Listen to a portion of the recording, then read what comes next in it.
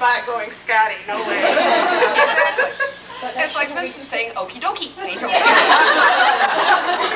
Now, Vincent would say very well, or certainly, or as soon as I have time, you know, he uses the language very well. You don't hear too many contractions, and I read a lot of them.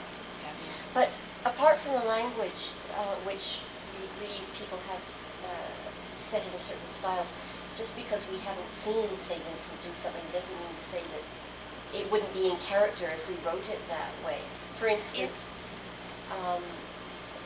we all know he was brought up and taught classical music. Doesn't mean to say it would be totally wrong for him to be exposed to something popular.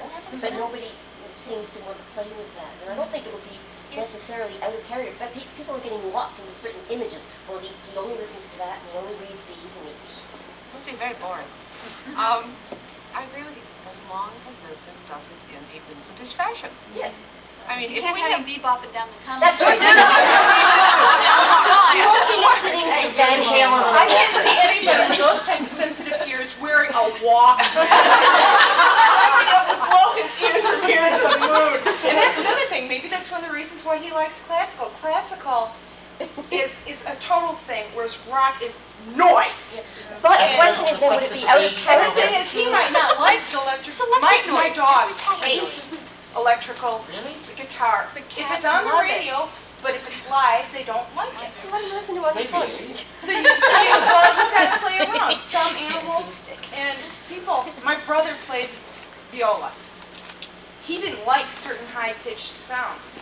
So that could be some of the things, and maybe he was drawn to that, but it could be something you could come up with a story why he enjoys classical music versus some of the popular stuff. And you can see Vincent and Catherine waltzing, but I can't see him discoing. No. Yeah, stuff Vincent in that leisure suit.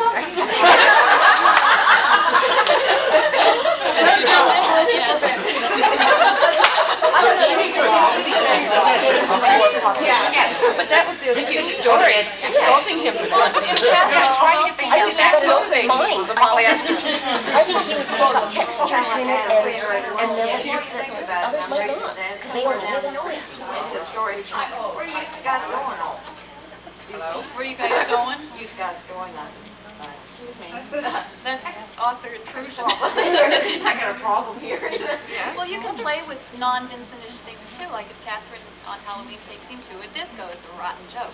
You know, how does he react? Does he go in because she wants him to, because this woman walks on water and he'll do anything for her? Does he balk at the door and pull back and block 50, 100 people? Does he compromise and slink along the baseboards like a scared kitty? You know, that's it. What if? Play the what if game. I mean, watch the episodes. There are a million what ifs out there waiting. What if she lures them up to a apartment in a VCR? What are they going to watch? Star Wars? Superman? Something is. Spontaneous comparison is an important point. If you have something that's very dramatic, very oomph, be sure to highlight it with a few funny episodes, funny little quirks. Because if you get too heavy, too much, then your reader's just going, ugh. I'm so depressed. Why am I reading this? They just collapse and they stop coaster. reading. Yes. That's one of my layers when I'm layering is I get a lighthearted part here and a lighthearted part there. The whole thing is serious, but I hit a few light parts. An excellent point. Don't forget that humor is an essential part of life. Play with the shadows and light and emotion. Life isn't all tragedy or all comedy.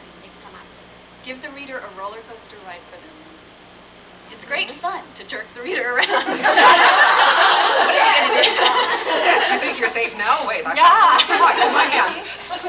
What is it? You chase the hero up a tree, you put a lion at the bottom of the tree, and then you set the tree on fire. That's it. You keep the ball rolling. Just something new every day. That's another And interesting then the tree point. starts sinking. Some people, when they're editing their drafts, go through, all right, now what can I throw out? Not if in it this progresses the story, leave it there. Don't go and mangle your children just because some book says you ought. Or if an editor says, I'm sorry, your story's 20 pages, cut it 10. Find another editor, especially in this fandom. It's not like that in the pro world. Remember, you're not getting paid for this, so if you're not satisfied with This what comes out. is supposed to be fun, guys. Yeah. We're doing this because we like to. And if you're absolutely positively crazy, you get a bunch of friends and say, well, we're going to put out our own site because nobody will publish our stuff. You do it yourself. Go for it. I mean, it sounds a bit like the old, Mickey, Rooney, Judy Garland. Let's put on a show, but here it was. We can do it. Even if it's only for you 10 people. If you write for yourself, you write because it's fun. If nobody buys it, so what? You still got a lovely example of your writing of this period in your... Just don't go into Career. debt, but that's tomorrow's go into workshop. debt. Okay, so we can't go Don't into do that. fancy publishing. Well, sometimes too, when if you've written something and you really want a super strong, honest opinion, give it to somebody who doesn't really like Beauty and the Beast. Because what they'll do is they'll give you a cut and dried idea of what the story is like, whether they really personally like it. My best friend is not a romantic. She likes horror. Okay? So first I give it to her sister because we're both Beauty and the Beast fans, and I run it through. Then I give it to Laura. And Laura not only edits it up the wazoo, she's very good at it, but she'll tell me honestly, cut and dried, whether she likes it or not, because I know she hates romance. That is the advanced course. That is for those who have already established a thick hide, who know Right. what... There's a Well, I saying, can take it from her.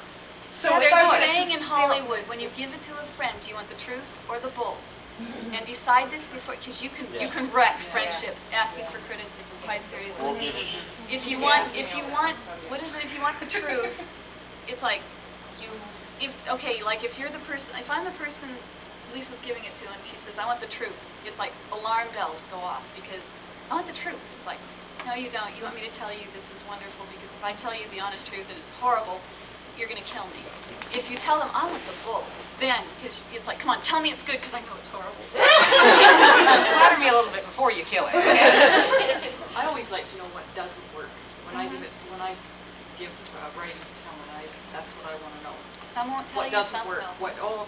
And if they will. If you work with a writer's group, And communities have them, so start your own in Beauty and the Beast.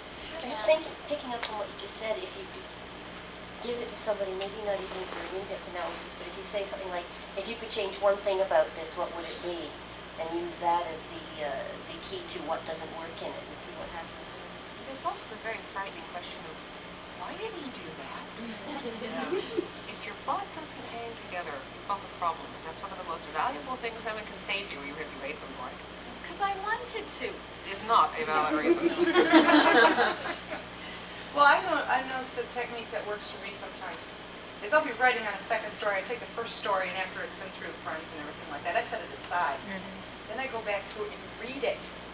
And by that time, I kind of forget it's my story. By the time I'm finished reading it, I know whether I personally like it or not. And if I personally like it, then I figure it's worthwhile to submit. Time is a wonderful thing to invest in your writing. What is Time, whether you're actively working on it or whether you're not. And Don't make rush it it. work for you. Like plot, say, okay, today's Thursday? Friday. I think Okay, so. today's Friday. No, it is Friday. Sunday, I'm going to write this scene. And throw something stupid out to your subconscious, say, I'm going to put Vincent and Catherine on a desert island and you got to go look for water.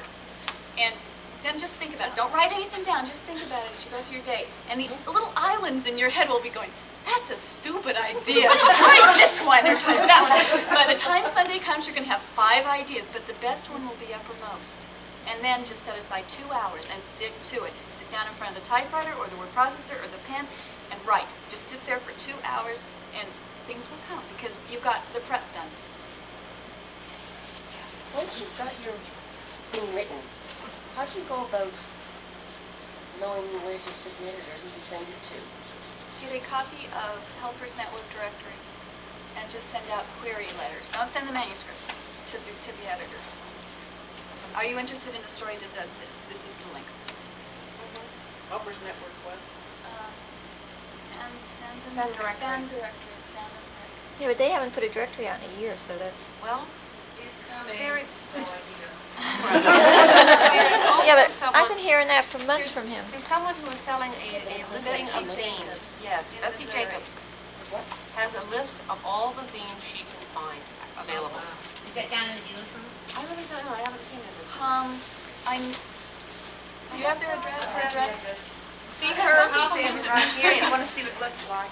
Also, if you happen to know and you see that it says, But it doesn't have the addresses. It's got an either. address on it for you to write to. But it doesn't have the addresses of the zines. No, Can no, you read it you can aloud? write to her for the address. Oh.